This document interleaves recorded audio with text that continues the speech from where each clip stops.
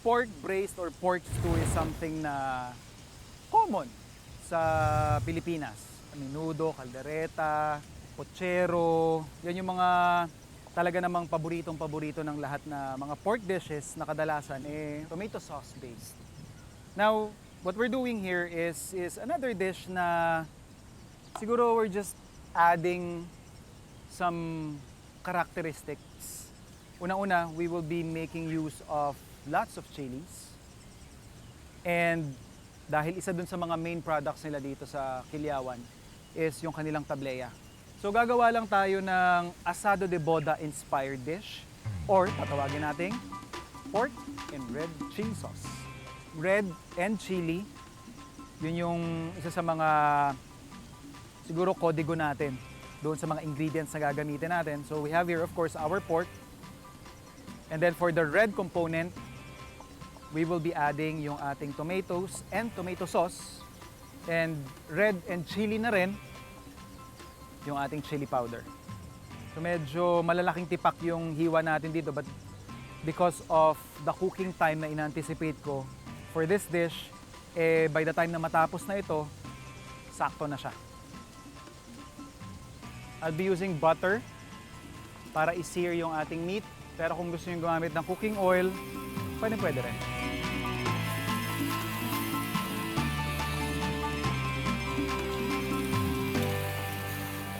So habang sinisir natin yung ating karne, let's slice up yung ating tomatoes, onions, and garlic. Lagyan na natin yung ating mga nagahit na aromatics. Sama na rin natin dun sa ating paggisa yung ating mga spices. Ito yung ating cinnamon. Ito naman yung ating cumin. Yung ating chili powder. And yung ating dried oregano. Kita nyo naman, yung oregano at yung mga spices pa lang yung nilagay natin pero ganda na nung kulay, di ba? Vibrant na vibrant. Pero palalalimin pa natin lalo yan by adding in our tomato sauce.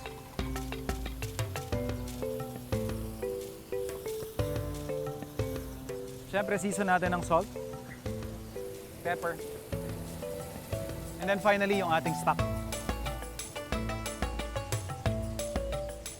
So mapapansin ninyo, maraming sabaw natin. Sinobrahan ko talaga siya para by the time na kumapal na, mag-reduce ng kaunti, malagyan pa natin ng iba pa nating ingredients. So palalambutin lang natin to. Let's give it siguro mga 1.5 hours on low fire. Balikan natin para tapusin yung dish.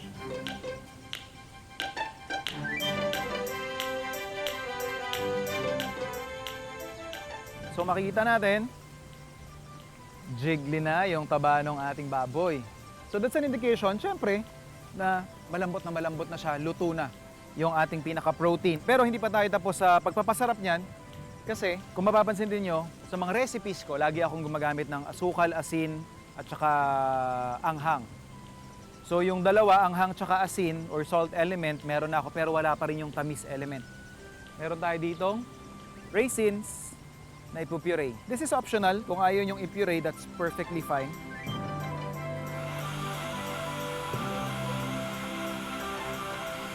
So yun na yung ating puree.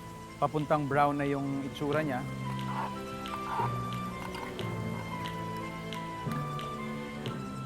And ito, yung isa sa mga produkto nila dito. Kanilang tableya.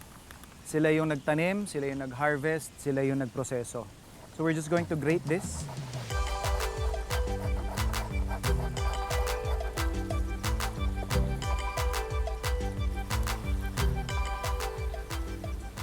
Kung gusto mo na medyo Mexican style yung serving mo, use corn tortilla or flour.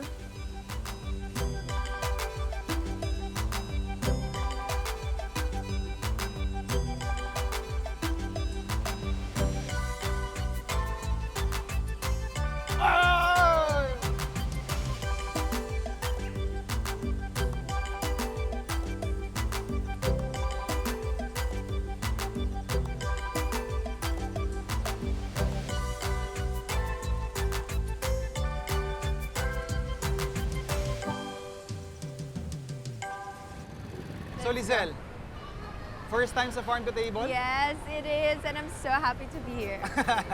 Yung mga fans mo sa paligid, Hello po! Talaga Ayun, naman. maraming salamat Very po. iconic yung role mo, Yes. di ba? And nagkasama tayo doon, pinagluto ko kayo. Oo nga, thank you so much. Ang sarap ng breakfast namin that day, guys. So, syempre, tradisyon na natin na every time na magkikita tayo, ipagluluto kita. Wow. So, sakto, nandito naman yung silbi ng ating wrap sa ruleta. Okay. Favorite food? Anything na may gata. Anything spicy. Yun. Anything na may gata. Yes, Anything saucy and spicy. Yung spice level na kaya mo, 1 to 5? Mga 3. Yung tama lang. Maangas ha? Okay. Sige, Lizelle. Game? Alright. 1, 2, 3, go!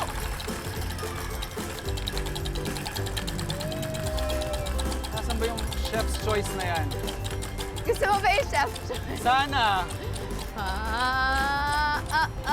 Wow! Ang galing! Ang galing! Saktong-sakto! Ang lupit! Perfect! So, noted yung gata na maanghang. Okay, yes. Okay? Yes, perfect. So, Oh my God, nakaka-pressure excited na ako. So, kailangan ma-impress kita dito para babalik ka sa Farm to Table. Naku, ikaw pa, sure ako may impress ako dyan. Pero, samahan mo muna ako mamalengke. Okay, let's... Retro gamer ka ba? O meat lover? Here's the perfect spot para sa tulad mong naghahanap ng restaurant na may casual entertainment. Ilan kami naglalaban-laban? 4, and so far, pang third runner-up ako. So, pang ilan yun? Last. Hatid sa atin ang puwelang kapuso comedian na si Bubay. Ayun! Palakpakan naman dyan! Ang daming tao naman dito sa pinuntahan natin. Restaurant dito sa Marikina, ang Ermitanyo. Kita nyo naman sa harap pa lang ng aming pagkainan. Nakita-kita nyo na ang dalawa sa kanilang pinagmamalaking potahe dito sa Ermitanyo. Ayun na nga. Ano po ba itong nasa harapan natin, sir? Ito yung pinagmamalaki namin na yung low and slow cook na smoked beef belly. Oy! Grabe naman! May pa-welcome pa sila sa atin. So yung niluluto nyo pong yan, gaano yan katagal dyan? 12 to 16 hours po. 12 to Yes 16 hours. Kapag nag-160 na po yung temp niya, yung Fahrenheit po, babalutin na po namin ng foil. Then after po nun, kapag nag-190 to 200, yun po, luto na po siya. Ilang minuto lang kakainin, di ba ubos agad? Grabe, and I'm sure sobrang affordable ito, tama. Kaya naman gabi-gabi, ang daming pumupunta dito. Tama ka, tama. Grabe. Anong oras po ba nagbubukas to, sir? Nag-start kami dito sa Marikina 10 a.m. hanggang 10 2 a.m.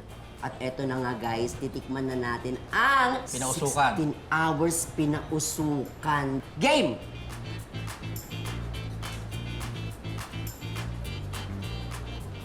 Ang sarap.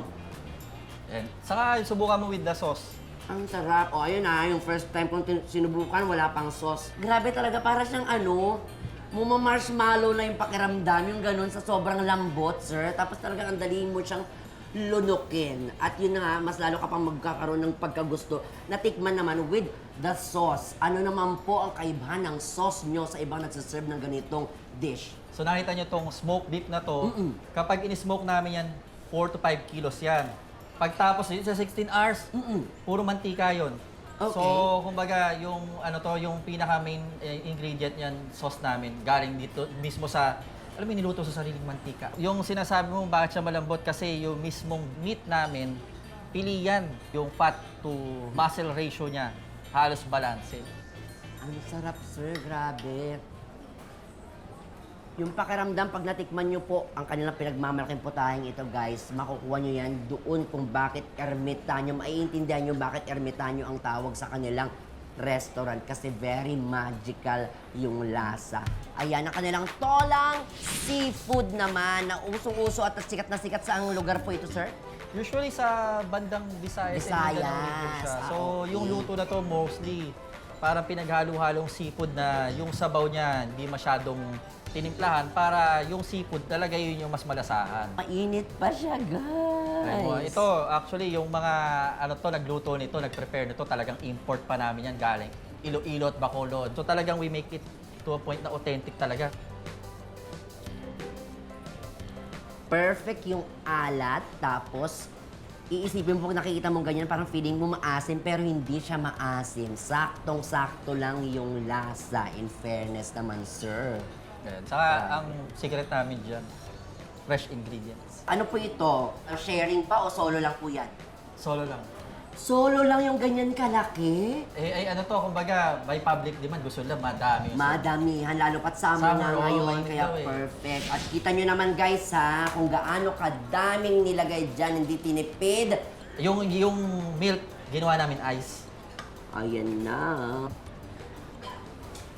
Ang sarap. Mauubos ko to, sir. Sorry mahilig kasi ako sa dessert. Habang naghihintay o nagpapatunaw ng kinain, pwede rin kayong magpataasan ng score ng mga kaibigan mo sa arcade games ng Ermitanyo. At kung swerte ka, pwede ka pang makasungkit ng pasalubong sa kanilang claw machine. Ay, wala na akong barya pa. Yung barya! Ano? Ay, muntik na! May 10 pa ba kayo? Sa dami ng nag-uumapaw ng schoolwork, deadlines, or group projects, pati ang mga estudyante, kailangan din ng regular place para sa kanilang school-related activities. Kung isa ka sa mga mag-aaral na nakatira sa Marikina, may nahanap si Bubay na pwede niyong tambayan ng mga kaklase mo. Kita ko kanina habang pagpasok namin dito, sunod-sunod din yung mga estudyante pumupunta dito kasi malapit sa school ito. At yung pa, meron silang parang study room doon kung saan pwede kayong mag-chill-chill at the same time mag-coffee-coffee habang nagre-review. Before kasi nag-start kami very uniform lahat, yung tables and chairs. But my sister and my brother-in-law, nag-visit sila sa Europe for honeymoon. Then nakita nila yung mga coffee shop kasi doon na ang motive nila is vintage. So naisip nila is ganun ang gawing inspiration dito sa cafe namin. So gusto namin maramdaman ng mga customers namin na they feel welcome. Hindi yung parang another coffee shop lang na tatambayan.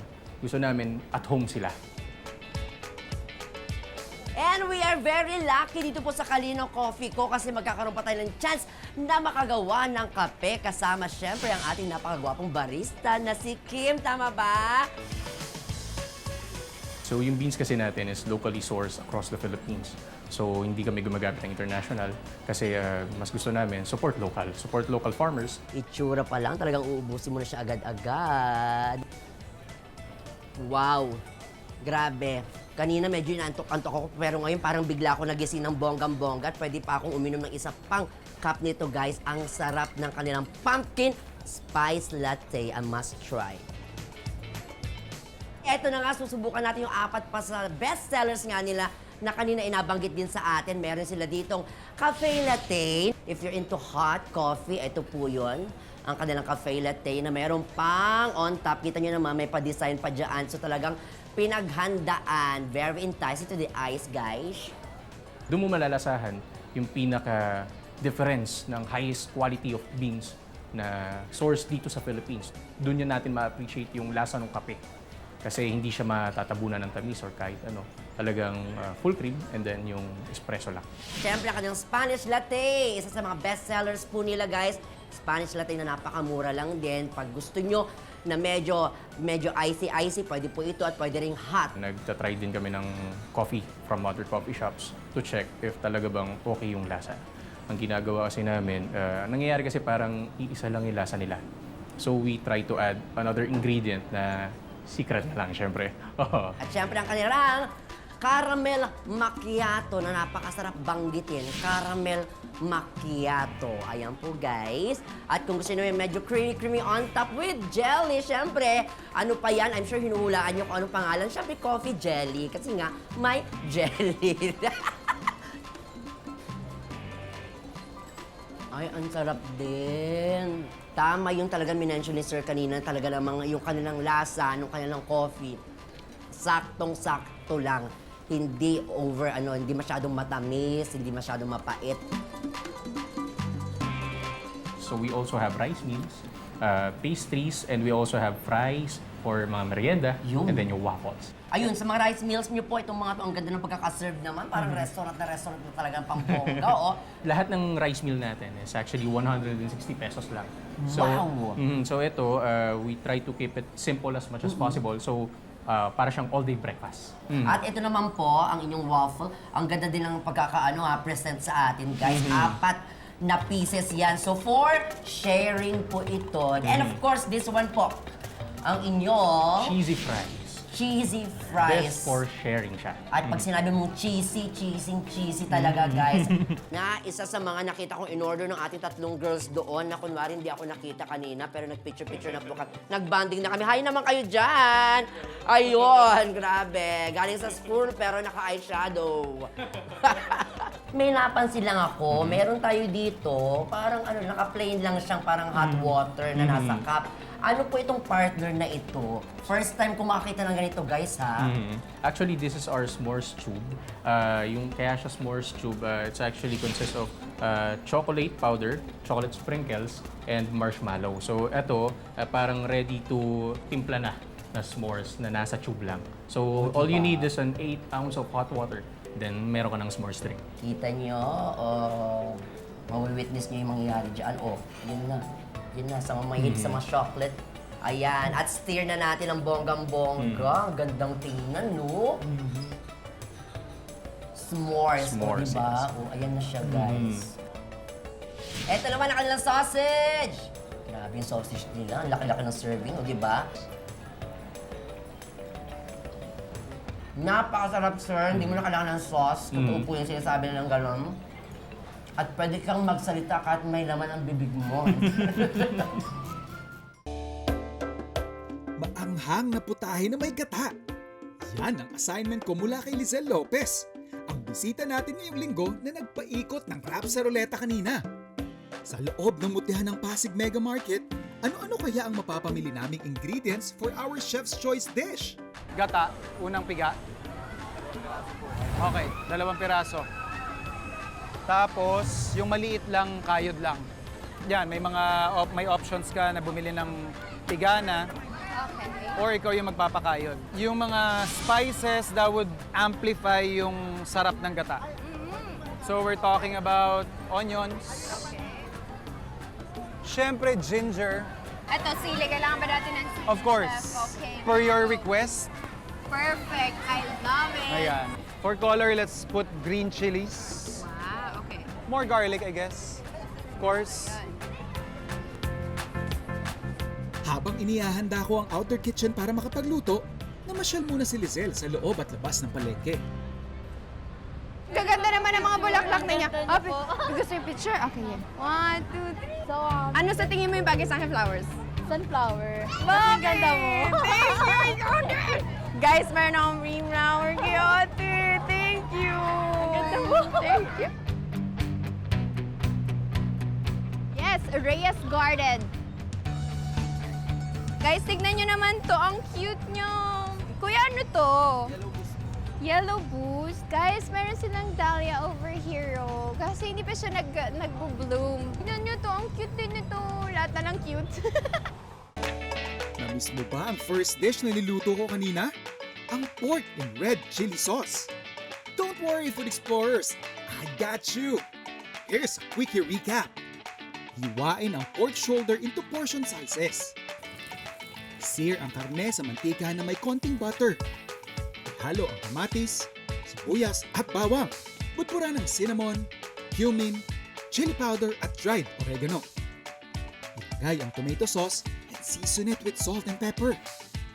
Palambutin for 1.5 hours. And for the sauce, magpuree lang ng pasas gamit ang sabaw ng ating stew. Haluan ng grated tablea.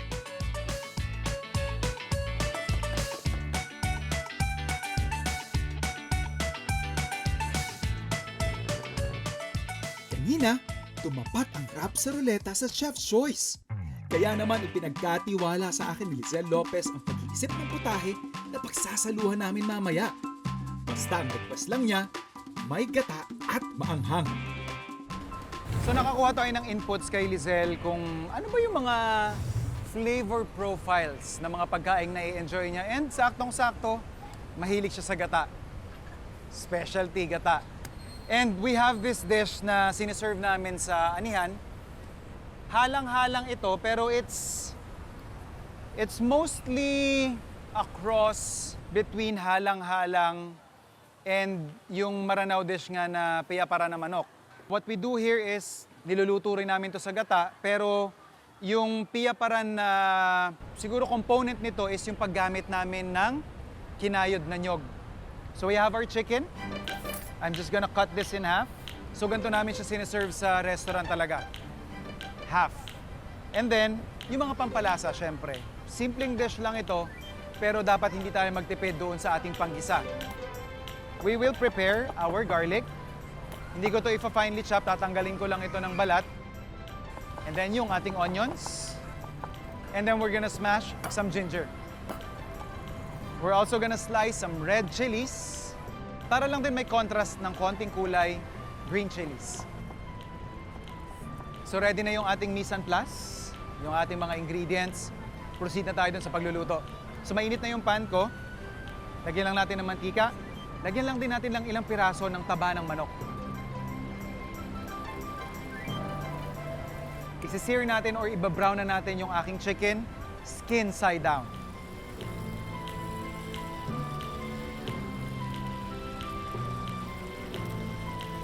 Season din natin ito ng salt. Kapag maganda na yung pagkaka-brown ng ating manok, lagay na natin yung ating ginger, onions, and garlic. Make sure na yung katas na lumalabas dito may higop at mababalot doon sa ating manok.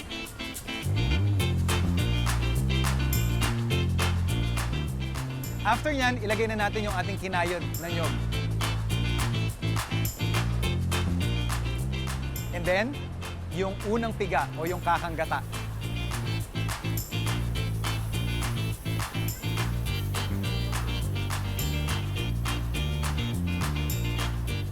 Season lang natin to ng salt, sugar, and pepper. And then, lagay na natin yung ginayat nating sili. So, tatakpan lang natin to and then we will gently simmer this for about 15 to 20 minutes. Saka natin babalikan.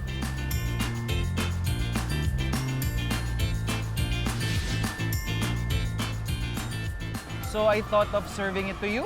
Hope you like it, my dear. Oh my God, guys. Oh my Okay. God, Chef. Grabe naman So, to. simpleng-simple It lang yan. looks so good. Yeah. Super saucy. Yes, super ma'am. spicy. Super sexy. Kasing sexy ni Chef. I Easy. love it. Okay, All right. let's go.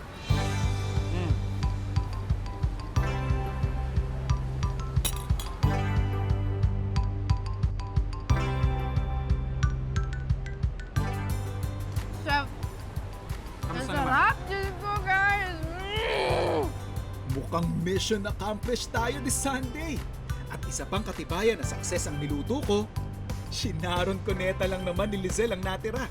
Sa mga gusto tumikim, puntahan nyo na lang yung restaurant ni Chef because this one is mine. Gusto ko yung gata, tsaka yung spiciness niya and yung juiciness, yung sweetness, everything